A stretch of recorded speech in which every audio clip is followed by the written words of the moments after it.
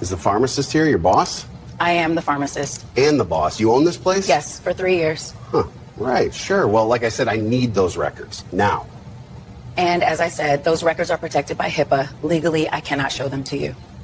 I don't care about the law, ma'am. In this park, I'm the authority. This statement, captured with perfect clarity on a police body cam, would become the centerpiece of a legal and financial cataclysm. The official record, designated Case File 7B-44A, documents an incident that transpired on the afternoon of April 14th at 3:32 p.m. in the manicured tranquility of Northwood Park, Chicago. What began as a routine patrol spiraled into a textbook case of abuse of authority, fueled by unambiguous racial bias, with consequences that were both swift and cataclysmic. The key figures were Dr. Alana Hayes, a formidable assistant United States attorney specializing in constitutional law, and Chicago police officer Mark Wallace, an 18-year veteran whose service record was marred by a pattern of citizen complaints and disciplinary actions that had been systematically overlooked. The interaction, lasting less than 10 minutes, would result in the officer's immediate termination, a subsequent criminal conviction, and a staggering financial ruin calculated to exceed $1.7 million. Every critical second of the encounter was meticulously documented, captured from 3 distinct angles: the park's high-resolution surveillance system, Officer Wallace's own department-issued body cam, and the discreetly activated mobile device belonging to Dr. Hayes, ensuring that the karmic justice to follow would be based not on testimony, but on irrefutable, time-stamped proof. The afternoon had been unremarkable, a slice of serene urban life. The air held the crispness of a Chicago spring, and the sun cast long shadows across the freshly cut grass of Northwood Park. Dr. Alana Hayes, 42, found a measure of peace on a weathered wooden bench, the city's distant hum a familiar backdrop to her intense focus. Before her, on a sleek tablet, lay the final motion for a high-profile federal case, a complex tapestry of legal arguments she had woven over weeks. Her attire was the epitome of off-duty professionalism, a simple but elegant silk blouse, dark trousers, and comfortable flats, an ensemble that spoke of quiet confidence, completely at odds with any profile of criminal suspicion. The fluorescent lights of the courtroom were her natural habitat, but here, under the open sky, she sharpened the final legal spear she would throw. Her concentration was absolute, her world reduced to the digital text on the screen, a world of precedent, statute, and the unyielding logic of the law. She was a guardian of that law, a fact entirely unknown to the man who was now watching her from across the lawn. Officer Mark Wallace, 51, sat in his patrol car, the vehicle's engine a low thrum of latent power. The official patrol telemetry, later subpoenaed, showed an undeniable anomaly. For 7 uninterrupted minutes, his vehicle remained stationary, his gaze fixed on Dr. Hayes. He ignored a group of teenagers being boisterous near the fountain, a dog off its leash, and a car double-parked at the curb. Minor infractions that were ostensibly his duty to address. His focus was singular. In his mind, a narrative born of deep-seated prejudice was already taking shape. A black woman alone in this affluent neighborhood with an expensive electronic device. The equation, for him, had only one answer. She was out of place, a threat, likely conducting surveillance for a future robbery or drug transaction. It was a conclusion devoid of evidence, built entirely on the foundation of his own biases. Finally, he acted. He exited his vehicle, the car door shutting with a solid, authoritative thud. His approach was not casual. It was a deliberate march, his posture rigid, his hand resting on the grip of his holstered firearm in a gesture of practiced intimidation. He activated his body cam, the small red light blinking to life, an unblinking digital witness to the career-ending confrontation he was initiating. He stopped directly in front of Dr. Hayes, his large frame casting a deliberate shadow over her tablet, a physical assertion of dominance. His voice, when he spoke, was not a question but a demand. "Afternoon. I need to see some ID. And what are you doing here?" Dr. Hayes did not look up immediately.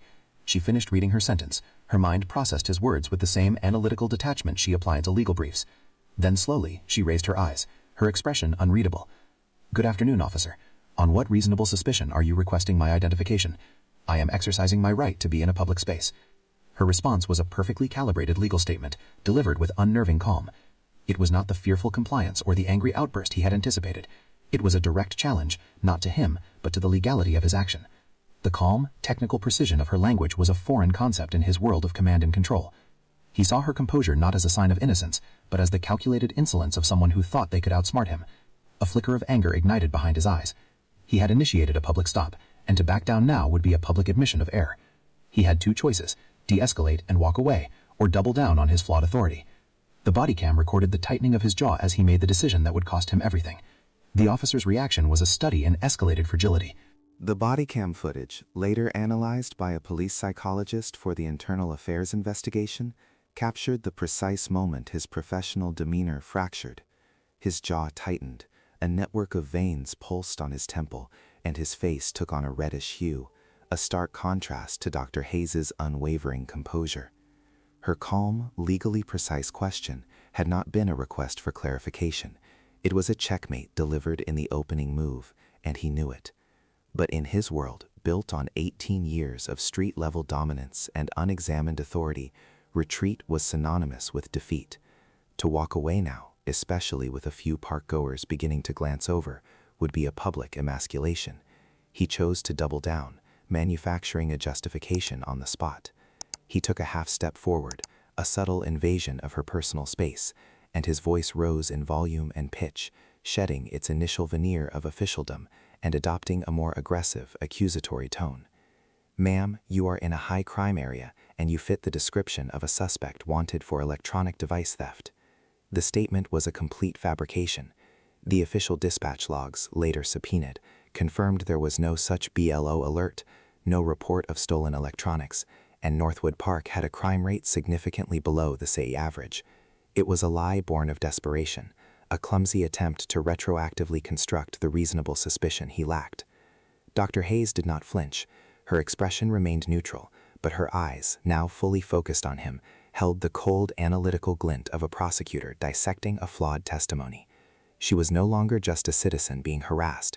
She was a legal mind documenting every procedural error, every lie, every violation of her constitutional rights. Her response was quiet, yet it carried the weight of the entire legal system. "Officer, you and I both know that is not true. Fabricating a pretext to justify an unlawful stop is a Class 3 felony in the state of Illinois. I would strongly advise you to cease this line of inquiry and contact your supervising officer." Her suggestion was not a threat, but a final offered lifeline. It was an opportunity for him to mitigate the damage, to hand the situation over to a superior who might have the sense to de-escalate. But to Officer Wallace, her calm offer sounded like a declaration of war. He interpreted it as a challenge, a sign that she believed she could outmaneuver him, a confirmation of the very insolence he had projected onto her from the moment he saw her. What would you do in this situation? Would you continue to calmly state the facts like Dr. Hayes, or would your composure break under the pressure of such blatant injustice? Let us know in the comments. His anger, now unchecked by any professional restraint, became palpable. The body cam lens fogged slightly with his heavy, exasperated breath. He gestured dismissively with his hand, a flick of the wrist that was meant to belittle her and the legal principles she cited. "I am the authority here. You don't get to tell me who to call. You are being evasive, and that makes you suspicious. Now I am giving you a direct, lawful order. Show me your identification, or I will place you under arrest for obstruction of justice." The threat hung in the air, a monument to his ignorance. As Dr. Hayes knew, and as would be detailed exhaustively in the subsequent legal filings, an order to identify oneself is only lawful during a constitutional stop. Without a valid stop, the order was void, and refusing it could not constitute obstruction. He was attempting to build a charge upon the foundation of his own misconduct. The few onlookers who had been passively watching were now fully attentive. A man walking his dog stopped, his phone subtly raised. The park's panoramic CCTV camera, mounted on a nearby light pole, zoomed in, its automated system flagging the escalating confrontation. All lenses were now focused on this single point of conflict, capturing the moment Officer Wallace decided to abandon procedure entirely. In response to his threat, Dr. Hayes slowly, deliberately placed her tablet on the bench beside her. She did not reach for an ID. Instead, her hand moved to her own phone. This simple action seemed to enrage him further. He saw it as another act of defiance, perhaps an attempt to call for help, to circumvent his authority. He took another step forward, his hand now moving from his hip and pointing directly at her. "You put that phone down. You are not to make any calls. You are being detained." He then reached out, his intention clear, to physically stop her, to seize her property, to assert his dominance through force. It was the final, irreversible error, a physical act that crossed the line from verbal harassment to assault under color of law, and it was a mistake that would cost him everything. Dr. Hayes saw his hand move, a blur of blue uniform and raw intent. It was not the clumsy reach of someone trying to take an object, but the practiced, swift motion of an officer initiating physical control, a tactic he had used countless times to assert dominance. Yet she did not recoil. Her posture remained unchanged, a pillar of calm in the face of his escalating aggression, her stillness a stark contrast to his agitated state. Her voice, when she spoke, was devoid of fear or anger, carrying instead the chilling finality of a judge passing sentence on an already lost case. "Officer, I will say this one last time. If your hand makes contact with me or my personal property, you will be committing battery. Given the context of this unlawful stop, you will also be committing a federal crime under Title 18, Section 242 of the U.S. Code. Cease your actions immediately." Her words were not a plea. They were a statement of incontrovertible legal fact, a final off-ramp from the disastrous path he was on. But to Officer Wallace, whose worldview was now completely clouded by rage and a desperate need to reassert control, they were gasoline on a fire. He heard not a warning, but the arrogant lecturing of a criminal who believed she was above the law. In his 18 years, he had encountered her type before. The self-proclaimed constitutional scholars, the belligerent citizens who thought a few memorized statutes gave them the right to defy a badge. He saw her composure as a performance, a calculated act of disrespect that needed to be shattered. He pulled his hand back, not in retreat, but to unclip the radio from his shoulder. The metallic click echoed in the quiet park, a sound that would later be noted by audio forensic experts as the moment he chose irreversible escalation. "That's it," he snarled, the last remnants of his professional veneer dissolving into pure spite. "You're done. You're under arrest." He thumbed the transmit button, his voice a harsh bark cutting through the afternoon air. "Dispatch, this is Unit 724, requesting backup at Northwood Park. I have one adult female, non-compliant, under arrest for obstruction and resisting. Subject is belligerent." Every word was a lie, a self-serving fiction broadcast for the official record, a record that would soon be cross-referenced with the unblinking high-definition truth captured by multiple video sources. High above on a light pole, the park's main surveillance camera, a silent, impartial observer designated CCTV NP01, had already zoomed in, its software flagging the interaction as a potential conflict. It documented his every move with forensic precision. His own body cam faithfully recorded the audio of his falsified report, preserving the very evidence that would prove his criminal intent beyond any doubt. He was a man actively, almost eagerly, sealing his own tomb, brick by self-incriminating brick. The dispatcher's voice crackled in response, a calm procedural acknowledgement of his request.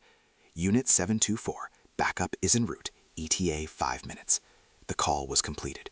The police were on their way. With the call for backup completed, a wave of triumphant finality washed over Officer Wallace. He had won.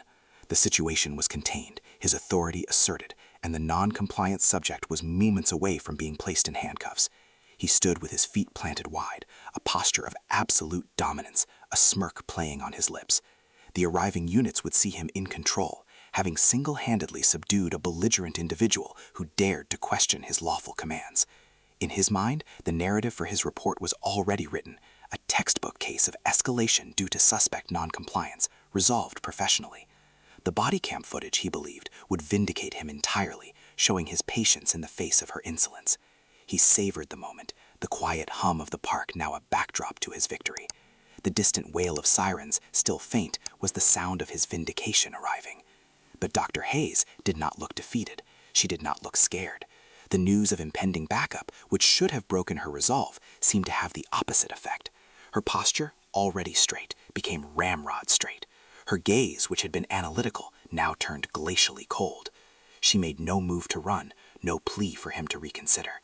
Instead, she slowly, deliberately, reached into the designer leather handbag resting on the bench. Wallace watched, his smirk widening. He assumed she was finally retrieving the identification he had demanded, a pathetic last-minute attempt at compliance. Too little, too late. The arrest was happening. But it was not a driver's license she produced. Her hand emerged with a slim black leather case. It was of a quality that spoke of federal-level importance, not the cheap vinyl of a civilian wallet. She did not hand it to him. She held it in her palm, and with a flick of her thumb flipped it open with practiced ease. The motion was slow, deliberate, each second stretching into an eternity. The afternoon sun caught the object inside, flashing a brilliant, blinding gold. It was a large, immaculately detailed seal, the eagle of the United States Department of Justice, its wings spread wide over a shield. Beneath it, in stark black font against a pristine white background, were words that caused the air to leave Officer Wallace's lungs. Her photograph was there, a professional headshot exuding a calm authority that dwarfed his own. And then her name and title, the words that acted as a wrecking ball to his entire reality. Dr. Alana Hayes, Assistant United States Attorney. "My name is Alana Hayes," she said, her voice cutting through his shock with the precision of a scalpel. "I am a federal prosecutor with the Department of Justice. This tablet, which you just attempted to illegally seize, contains sealed federal court documents related to a racketeering investigation. By your actions today, Officer Wallace, you have committed the following felonies: obstruction of a federal investigation under 18 U.S.C. Code Section 1510, witness tampering, and most significantly, deprivation of rights under color of law, 18 U.S. Code Section 242. Everything you have said and done has been recorded by your own body cam, by the park's CCTV, and by my personal device. You called for backup. What you have actually done is summon the first witnesses to the end of your career and the beginning of your federal prosecution." He stared, his mind refusing to process the information. The world tilted on its axis. The woman he had profiled as a common criminal, a piece of urban detritus in his pristine park, was a key component of the very legal machine he served. His entire justification, built on a foundation of racial animus, had just collapsed into a black hole of legal and financial ruin. The blood drained from his face, replaced by a cold, clammy sweat. His mouth opened, but no sound came out. The sirens were getting louder now, a wailing chorus he had called for, now arriving not to validate his authority, but to document his utter and complete self-destruction. If you're enjoying this story of documented justice, make sure to subscribe and hit the like button so you don't miss the final, devastating consequences for this officer. The piercing wail of approaching sirens sliced through the stunned silence that had fallen over Northwood Park. For Officer Mark Wallace, the sound was no longer a promise of vindication, but a funeral dirge for his career. He remained frozen. The golden Department of Justice seal on Dr. Hayes' credentials burned into his retinas, a symbol of a power so far beyond his own that his mind struggled to comprehend the scale of his miscalculation. The first squad car, a standard patrol unit, screeched to a halt on the access road, followed moments later by the unmarked sedan of a command officer. The body cam footage from the first responding officer, a young patrolman named Smith, captures the scene with jarring clarity. Two officers exit the first car, hands instinctively moving toward their service weapons as they assess the situation, a tense standoff between one of their own and a civilian. But then the sedan's door opened, and Captain Frank Davis emerged, a 25-year veteran with a reputation for sharp political instincts and zero tolerance for costly mistakes. Davis was Wallace's direct supervisor. His eyes, trained by decades of experience, bypassed his subordinate entirely. They scanned the scene and immediately locked on to Dr. Alana Hayes. The change in his demeanor was instantaneous and absolute. The hard, tactical posture of a commander arriving at a potentially volatile scene dissolved in one of professional, almost deferential recognition. He strode forward, his pace quick and purposeful, his expression a mask of controlled concern. "Dr. Hayes," he said, his voice clear and formal, cutting through the tension. "I received a call about a situation. Is everything all right here?" The question was directed solely at her, a public and undeniable invalidation of Wallace's entire premise of authority. Wallace, who had been the central figure of power moments before, was now rendered invisible, a piece of problematic scenery. Dr. Hayes did not raise her voice. She simply gestured with a calm, deliberate motion toward Wallace. "Captain, your officer, Mark Wallace, after initiating an unlawful stop without reasonable suspicion, informed me that he, quote, doesn't care about the law, and that in this park, he is the authority. He then attempted to unlawfully seize federal property and physically detain me. I require that his body-worn camera and all related equipment be immediately seized as evidence for a federal investigation into civil rights violations. He is to be removed from this scene and taken directly to internal affairs." The park's panoramic surveillance camera, now at maximum zoom, recorded the visible shift in Captain Davis's face. A flicker of disbelief was replaced by a wave of cold, calculated fury directed squarely at Wallace. He understood instantly. This was not a civilian complaint that could be managed with a placating report. This was a federal prosecutor, a high-ranking official from the Department of Justice.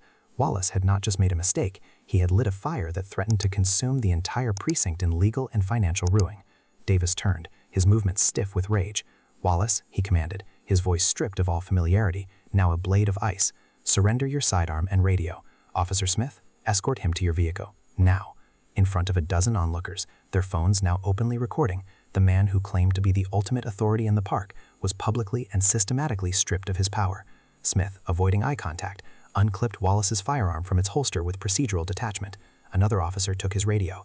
The metallic clicks were the only sounds, each one a nail being hammered into the coffin of his career. The walk to the patrol car was the longest of Mark Wallace's life. It was a silent, humiliating procession past the very citizens he had sworn to protect, their faces a mixture of shock, pity, and undisguised contempt. He felt the weight of their judgment, a palpable force that was heavier than any physical restraint. The other officers, his colleagues, refused to meet his gaze. They moved around him with a cold professionalism, their faces impassive masks, treating him not as a brother in blue, but as a contamination site that needed to be contained. The body cam on Officer Smith, who held Wallace's arm in a light but firm grip, documented his dazed expression, his eyes unfocused, his mind still reeling from the catastrophic inversion of his reality. He was a man in freefall, the ground rushing up to meet him with brutal speed. Back at the bench, Captain Davis was in full damage control mode, his tone a careful blend of apology and official procedure. "Dr. Hayes, on behalf of the Chicago Police Department, I sincerely apologize for the conduct of this officer. His actions are indefensible and do not represent this department. We will cooperate fully with your investigation." Dr. Hayes simply nodded, her expression unreadable. "Thank you, Captain. You will receive a formal request for all unedited video evidence, dispatch logs, and Officer Wallace's complete service record by noon tomorrow.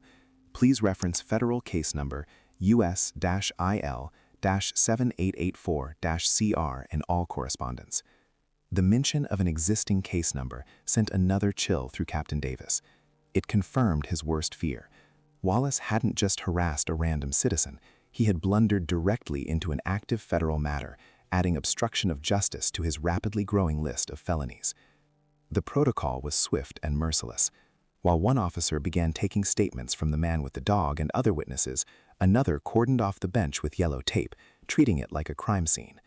The tablet, the object of Wallace's suspicion, was now handled with the reverence of a holy relic, photographed from multiple angles before being handed back to Dr. Hayes. Every action taken by the arriving officers served as another layer of validation for her authority and a deeper condemnation of his.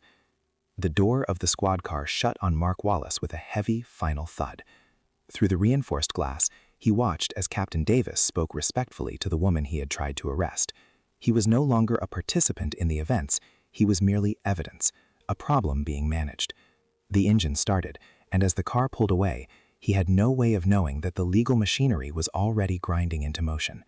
The first call Captain Davis made from his personal cell phone was not to the precinct, but to the city's chief legal counsel, a call that initiated the formal, systematic, and financially ruinous process of severing Officer Mark Wallace from the city he had sworn to serve. The aftermath of Officer Mark Wallace's calamitous encounter in Northwood Park was not a dramatic explosion, but a cold, systematic dismantling. The wheels of institutional justice, once set in motion by a federal prosecutor, are both relentless and devoid of emotion. The process began the moment the squad car door closed on him. The internal affairs investigation, often a lengthy and opaque procedure, was concluded in a record 90 days. The reason for this unprecedented speed was the sheer weight of irrefutable evidence. The investigators had 3 separate video angles, each perfectly synced, creating a 360-degree digital reconstruction of Wallace's misconduct. His own body cam, intended as a shield for his authority, had become the prosecution's sharpest sword. The footage captured not only his actions, but his own words, his declaration that he was the authority, not the law, which proved his willful intent beyond any doubt. The final report, a 112-page document, concluded that his actions constituted a catastrophic failure of judgment fueled by demonstrable racial bias and a profound ignorance of basic constitutional procedure.